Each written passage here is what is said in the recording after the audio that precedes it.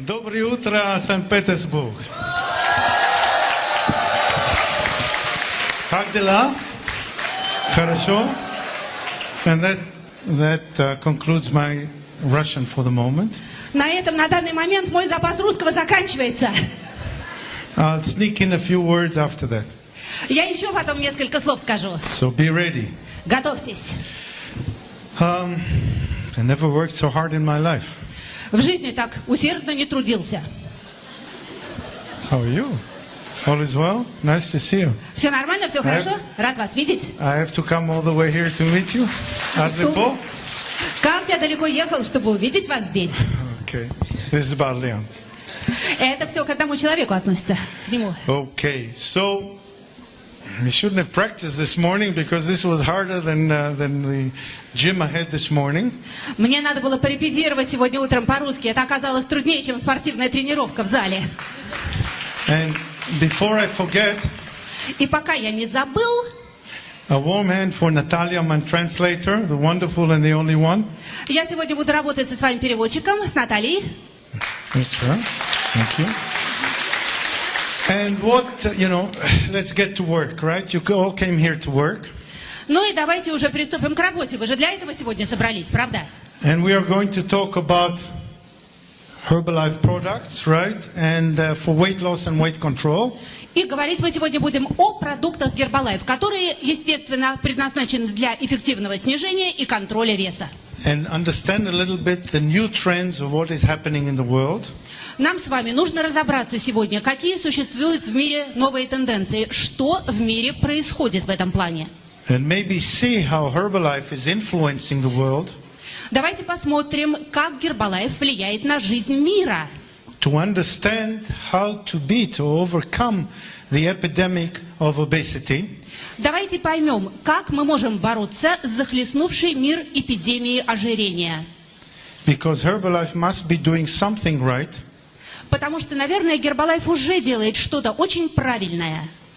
If it's growing so much in the last couple of years. Если за последние 2 года компания дает такой невероятный рост. And it's probably not going to stop growing in the next 5 years to reach incredible numbers. И, вероятно, в течение ближайших 5 лет этот невероятный рост продолжится. И цифры, на которые мы выйдем, будут совершенно точно потрясающие.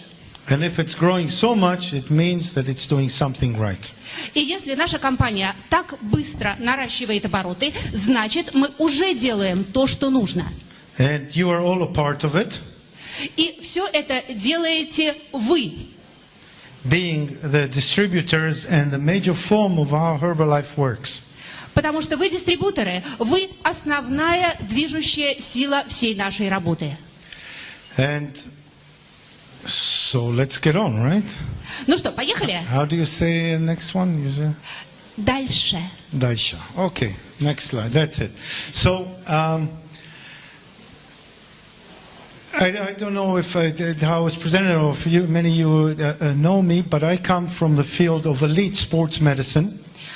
Я не знаю, как мне сейчас всю эту информацию построить, потому что кто-то, наверное, уже знает, кто я такой. Так или иначе, основная моя до сих пор деятельность связана с высшего уровня спортивной медициной. And I've been in this field for 27 years now. Я в этой сфере работаю сейчас уже 27 лет. Which brings me probably to the age of 89. No, don't Это значит, translate если посчитать, мне сейчас где-то лет 89, да? Could be. Ну, где-то так. But, one should keep on saying, due to Herbalife product, I look much younger, right? Но, как у нас полагается говорить, благодаря продуктам Herbalife я выгляжу значительно моложе. Anyway, but having been treating world champions, Olympic champions. Я помогаю олимпийским чемпионам, лечу их, помогаю чемпионам мира. Taking care of professional tennis players, professional basketball players. Я работаю с профессиональными теннисистами, профессиональными баскетболистами.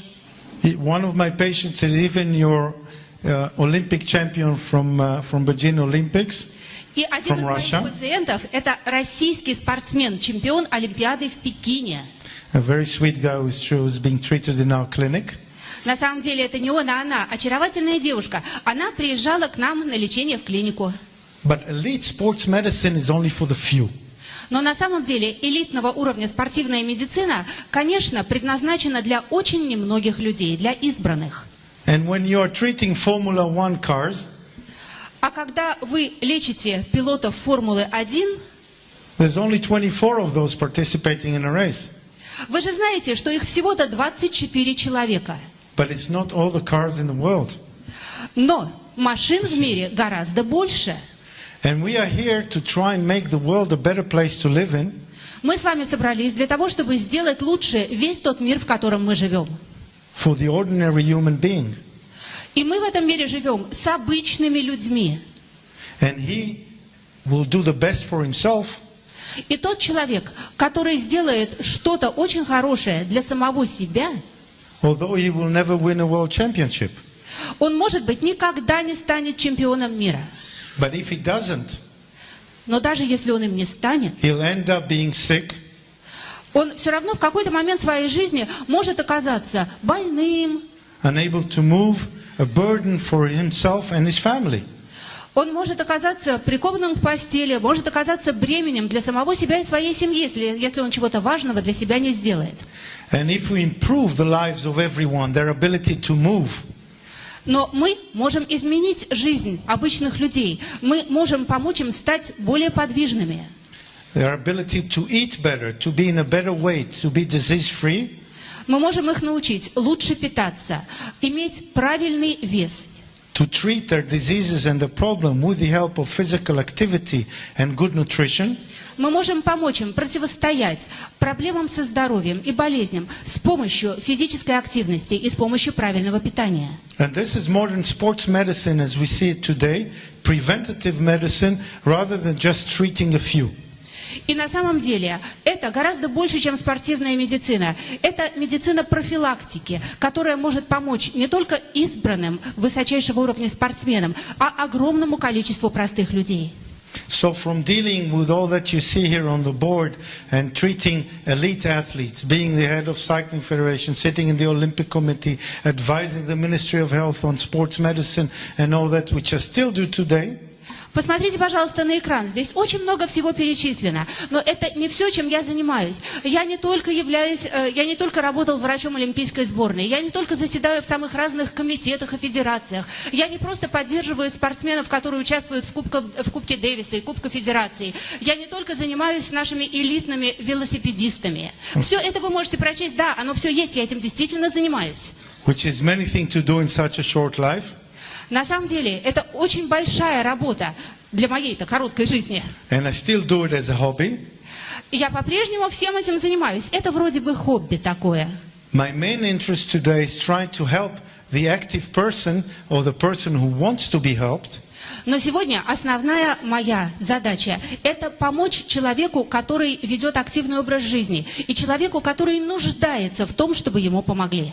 And to improve his quality of life. And that I do, and I found that one of the better companies or bodies to do it with is Herbalife. Это такой человек, который хочет, чтобы ему помогли вести более здоровый образ жизни. И именно этим я занимаюсь, находясь в компании Herbalife.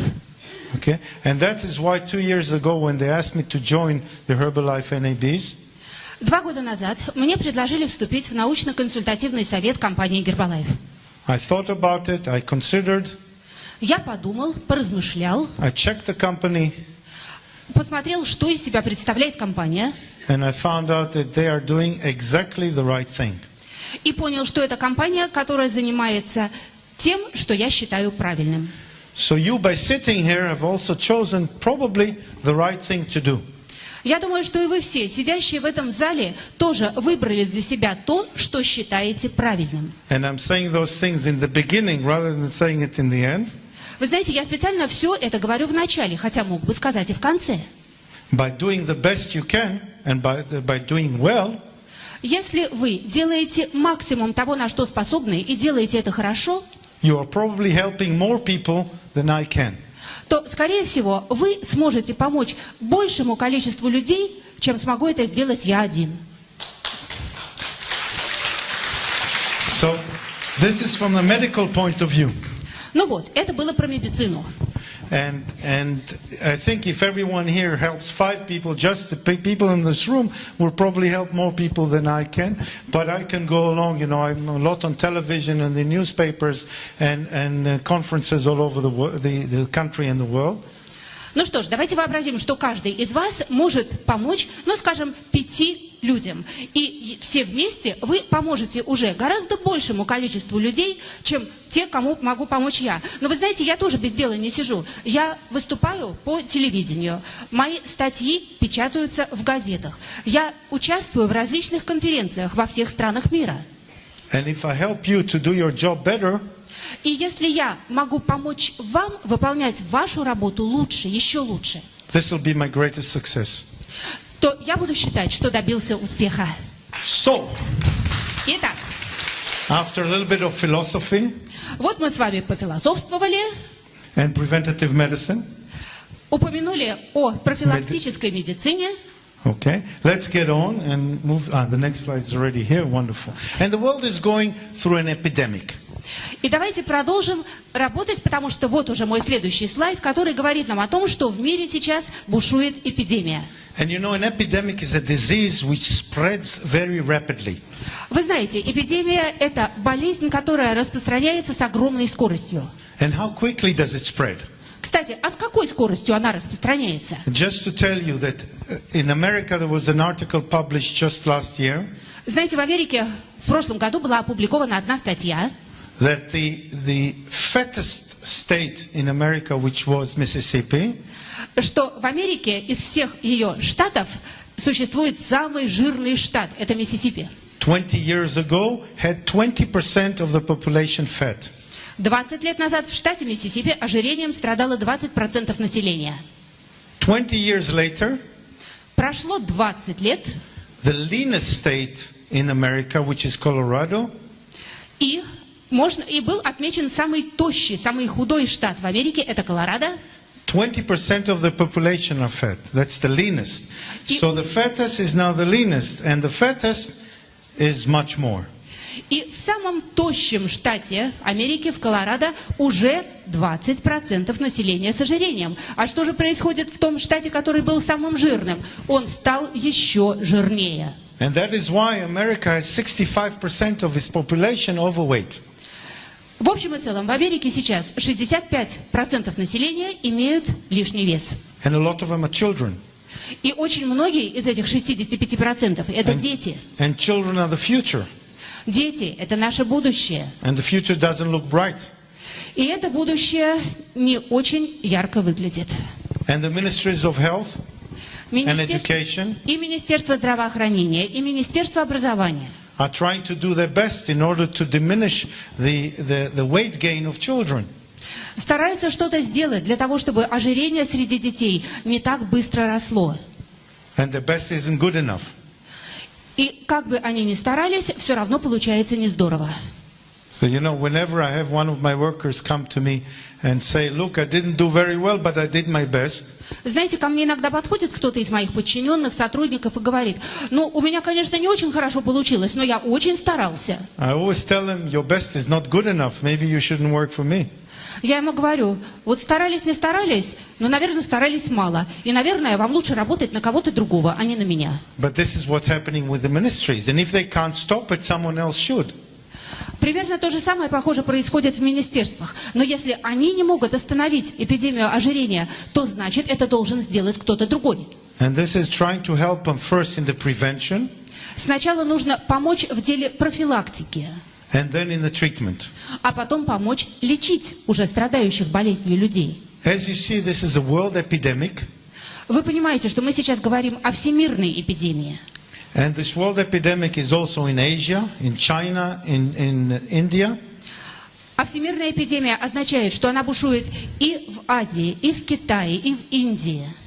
Also in Mexico. Кстати, и в Мексике тоже. So basically it is the epidemic and the disease of the rich countries. Так что мы видим, что эта эпидемия охватила и богатые страны. USA, Germany. Это и Штаты, и Германия. Okay, but of the poor countries. Но она же бушует и в бедных странах. So in both sides of the scale, people are gaining weight, either from too rich a food or from not enough food. И получается, что и в богатых странах, и в бедных люди все равно набирают вес. Где-то из-за того, что еды избыток, а где-то из-за того, что хорошей еды недостаток. So a bad dieta is something that you eat with poor material. Плохой рацион You питания eat poor starch and you eat oil. Плохой рацион питания означает, что вы просто переедаете крахмала, вы переедаете жира. And you gain weight. И таким образом набираете вес. And someone who has no money to eat, А у некоторых людей на еду просто не хватает денег. does he have time to exercise? Но если не хватает денег на еду, может у него хватать времени на физические упражнения. Only if he works very hard in the field and trying to get his own crops. Но, наверное, с этим все в порядке у того, кто работает в поле и очень много физических усилий тратит на то, чтобы вырастить для самого себя урожай пропитания. And we'll go to the next slide. Okay. And you see here from 2000 to 2009, you can see in America, in the USA, you can see the growth of obesity throughout. It's frightening. Посмотрите, здесь приведены карты Соединенных Штатов Америки с 2000 по 2009 год. И цветом отмечены штаты, где быстро растет уровень ожирения. Эта картинка ужасающая. Okay. This is some of the slides that are courtesy of Dr. David Hibber. Некоторые из этих слайдов мы получили с любезного разрешения доктора Дэвида Хиббера. Who was in Israel this week, and we spent a few days together doing some seminars and a press interview. Он приезжал на прошлой неделе в Израиль, мы с ним провели вместе несколько семинаров, давали интервью представителям прессы. With 20 ferocious journalists. Нас окружили 20 злобных журналистов. But he's such a great person. Но вы знаете, он такой уникальный человек. And such a great scientist. Он такой выдающийся ученый.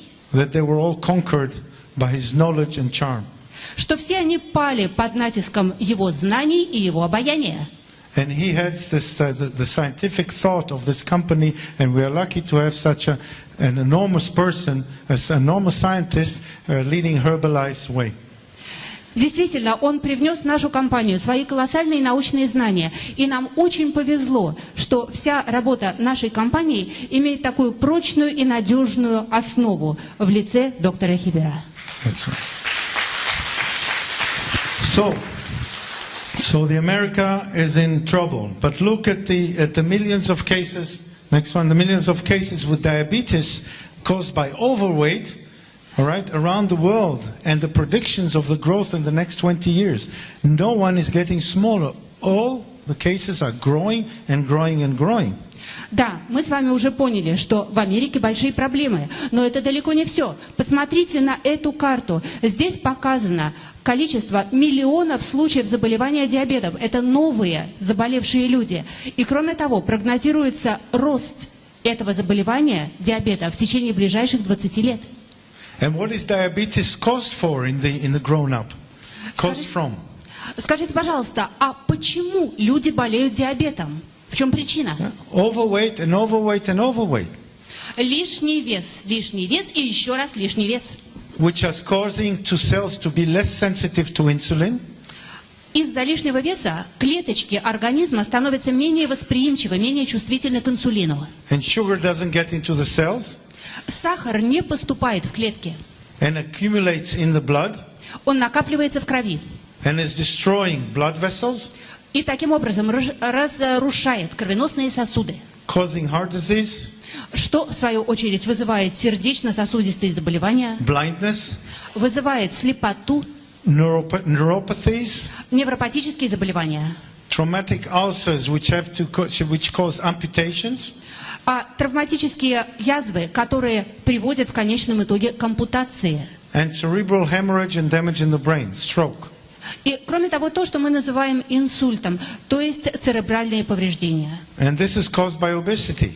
И все это является результатом ожирения. And it's one of the major diseases that exists nowadays. Это одна из доминирующих в сегодняшнем мире болезней. About 13% of the Western population. Которая уже охватило 13% всего населения западных стран. And right now there have been a couple of articles showing that adult diabetes is also affecting fat children. И вы знаете, уже появилось 2 статьи, в которых авторы пишут, что характерный для взрослых диабет уже начал поражать детей. Which is frightening. И это пугает. Okay, and the next slide is sweet, as you see. The evolution of man. Вот у меня следующий слайд. Правда очаровательный, да? Эволюция человека. And one of the theories behind the fact why we are getting weight so much is that the human genome, that means the expression of the human genes. А почему же мы так странно развиваемся и так реагируем на сегодняшнюю жизнь? Дело в том, что геному человека уже примерно 100 тысяч лет. It's about 100,000 years old. Такая цифра, 100 тысяч лет, это очень давнее образование. And it changes by about 0.5% every million years. И он очень медленно меняется, всего примерно на 0,5% на каждый миллион лет. But the food supply changes every hundreds of years. Но рацион питания человека в среднем меняется примерно каждые 100 лет. So one of the genetic reasons is that the food changes more rapidly that the genes are able to adapt to it. Вот такая получается генетическая причина. Рацион питания человека меняется гораздо быстрее, чем гены человеческого организма могут к этим переменам приспособиться. And the result of that is accumulation.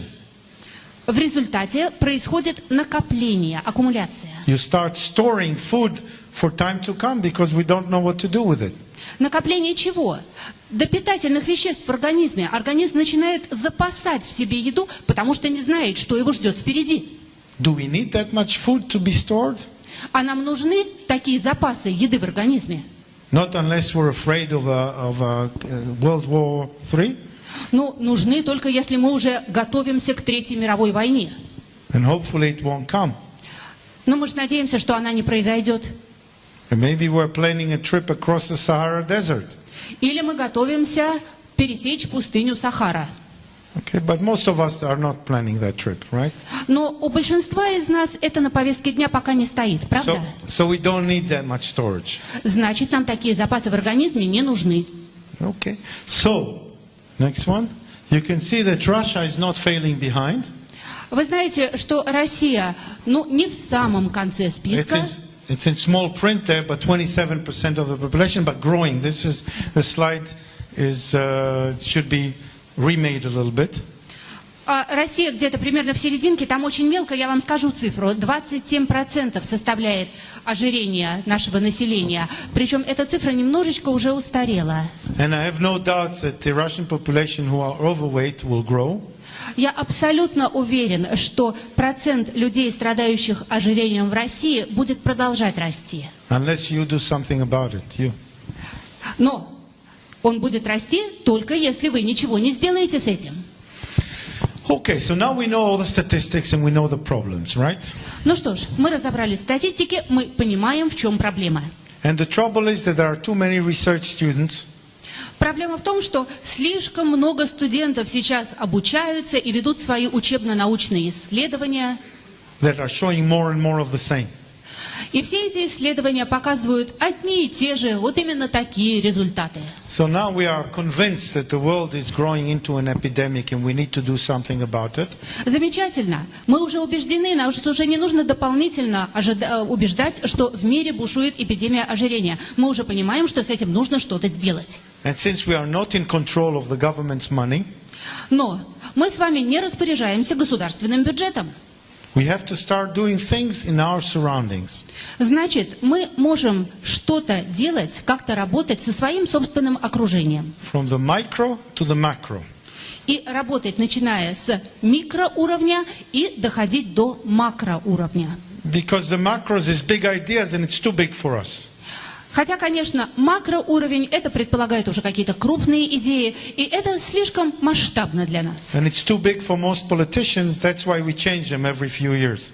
На самом деле, уровень макроработы, он и большинству политиков кажется слишком трудный. Именно поэтому практически во всех странах мы переизбираем правительство каждые несколько лет.